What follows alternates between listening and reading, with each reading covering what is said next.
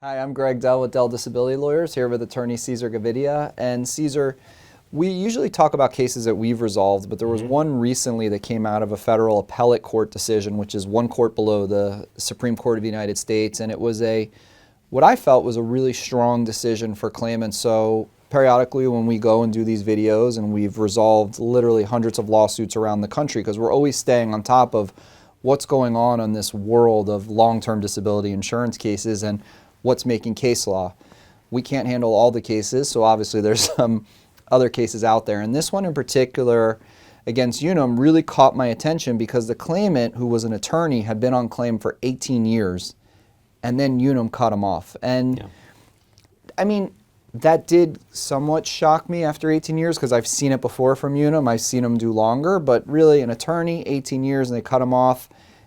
That caught my attention as that headline. So I'd like, today, let's talk about this case. What can people learn about this to help them prevent a denial? And if they do get denied, or they have a denial pending, maybe there's something here that will help them with their case. Yeah, Greg, like you said, this is a really interesting case. It came out of the Sixth Circuit Court of Appeals up in Michigan. And it did involve a personal injury trial attorney. And like you said, he was on claim with Provident for 18 years. He had grown depressed and more depressed over time, to the point that in 2000 he was no longer able to really function and work and competently represent clients in his profession. He had this disability policy that he had originally, I guess, must have obtained through an employer, because the claim ended up being governed by ERISA.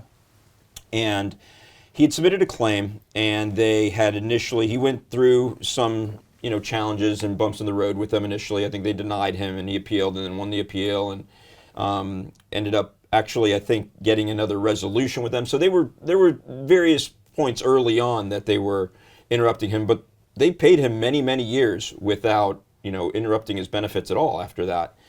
And there came a point where they were asking for a medical update, and his doctor provided some forms, and then based on those forms that triggered a medical review, and then of course their medical doctors that they hire went in, and I think they even did an interview of him and reviewed medical records and came back with the opinion that, well, there's nothing in the medical records that support that he's disabled.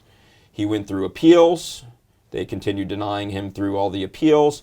He really went above and beyond. He got affidavits from other lawyers talking about how stressful being a trial attorney and a personal injury attorney is, how difficult and how challenging litigation is, how stressful that environment is.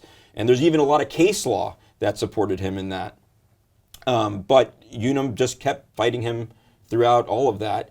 Went to federal court in Michigan, and the federal court in this case actually sided with Provident, siding with Unum. And the crazy thing is not only did they side with Unum, Unum or Provident had counterclaimed against him to recover back all of these 18 years of benefits that they paid him. Really? Yeah. Thankfully, even the district court, they dismissed that action, or they declined to award Unum basically that entire 18 years of benefits. I didn't know that fact, but one thing I know, doing these Unum claims for over 20 years, if they have a bad taste in their mouth for you as a claimant, they go for blood. Oh, yeah. And it's not that common for them to go after, but they counterclaim to go back 18. Wow. 18 That's years of crazy. benefits. There were some things they discovered through those 18 years. Like he had, they claimed that he tried to represent a client or two. And that's what the basis was, that if they had known about that, they would have reviewed the claim. So they thought he was a fraud. They basically thought he wasn't upholding, being truthful with them. But the court actually didn't side with Unum, even at the lower level on that. They did agree that he wasn't entitled to benefits, and so they found in favor of Unum there.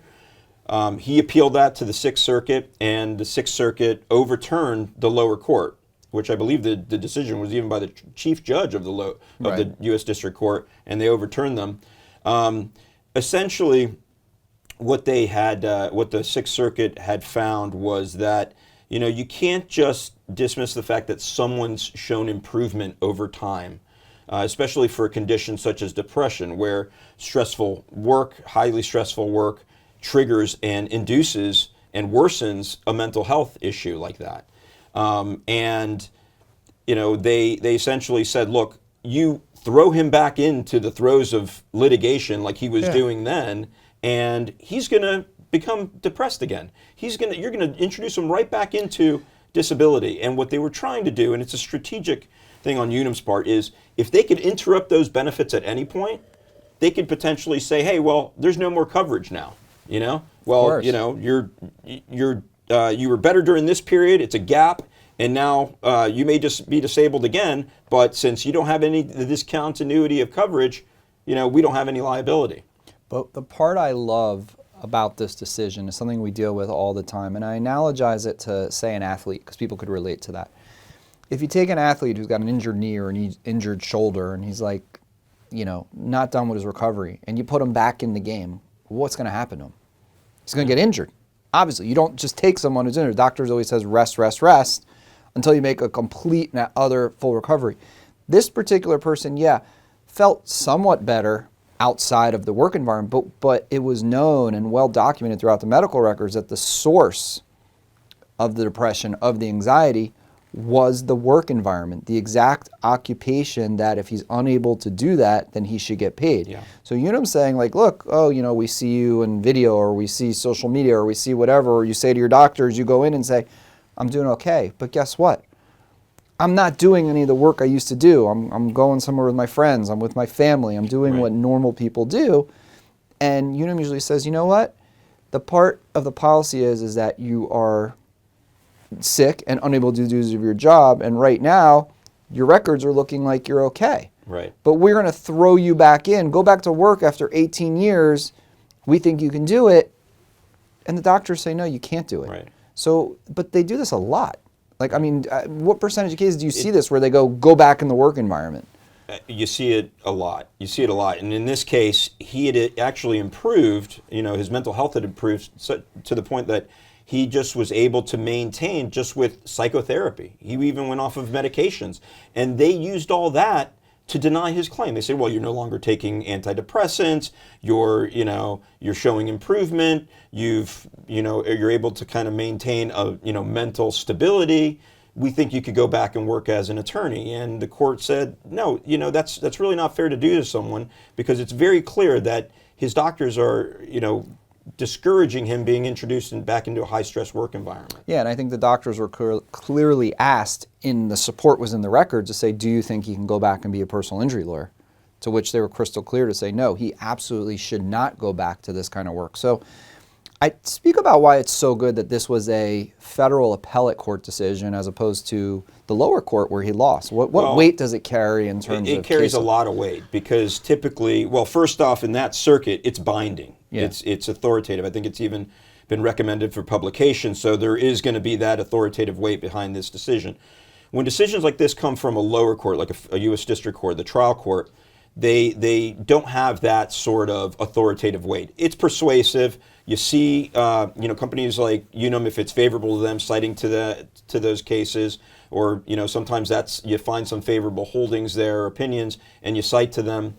In your case, but it doesn't have that authoritative weight that this case could potentially have if it ends up going to publication, and certainly even more persuasive weight behind the fact that it's issued by a circuit court of appeals, which is right below the Supreme Court of the United States. Right. Well, I think it's an awesome case, especially for people who feel like, you know what, I feel okay in my life, I'm doing okay, but if you put me back, it doesn't have to be stress related. You put me back on my desk, you put me back in the field, you put me back in the OR, you put me back at that job, I know I'm going to be hurting in a matter of hours, days, or weeks. And we found this with cases where our clients have suffered cardiac issues, and their doctors or cardiologists say they cannot go back into a stressful work environment because any exposure to that could potentially mean another heart attack or a life-threatening situation for them. And you see insurance companies basically disregarding those opinions and terminating benefits. I think what was great in this case, and it will work for people in other occupations, it's definitely going to apply to all occupations. What I think was a deciding factor for the court is the fact that it was a lawyer,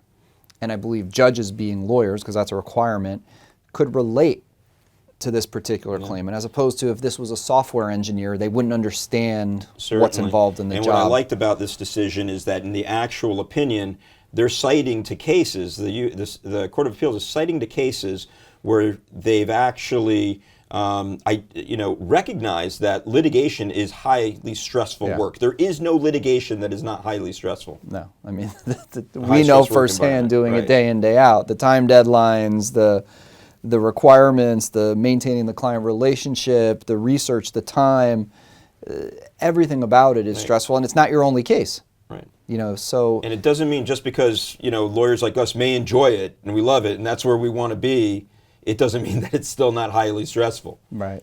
So, well, thank you for, bringing this case to our attention as we get these publications of case decisions every week and we review them. And it's really important to stay on top of these because now this is a tool, because the way case law works for people to understand is when you go make these arguments, you say to the court, Judge, this is how another court ruled, this is the law of our land. This now becomes the law for all cases moving forward. And if you're a law firm who doesn't do this all the time and aren't staying on top of these cases, you just don't know. So it's super important to know this, and hopefully people out there will say, yeah, you know what, I feel a little bit more protected in the event that I'm denied because I was always worried that I feel okay more often than not, which is great, but are they going to say now go back to work? Yeah, they may still say it, but guess what? Here's this case now to say, Unum, you better be a little cautious. And we know about this case. The beauty is that it's out there, it's public, it's out there. And now with this video, thousands of people are going to see it too, and they're all going to know about it. And I think it's going to be a good checks and balances. And I'm sure it was a huge relief. You didn't have to pay back 18 years of benefits either. And I'm sure it was a substantial benefit amount. Substantial, yeah. So, well, thank you for the summary. If you are someone out there who has a Unum long-term disability claim, feel free to reach out to Cesar or myself. No matter where you live in the country, we'll always provide you with a free initial phone consultation, and we look forward to speaking with you.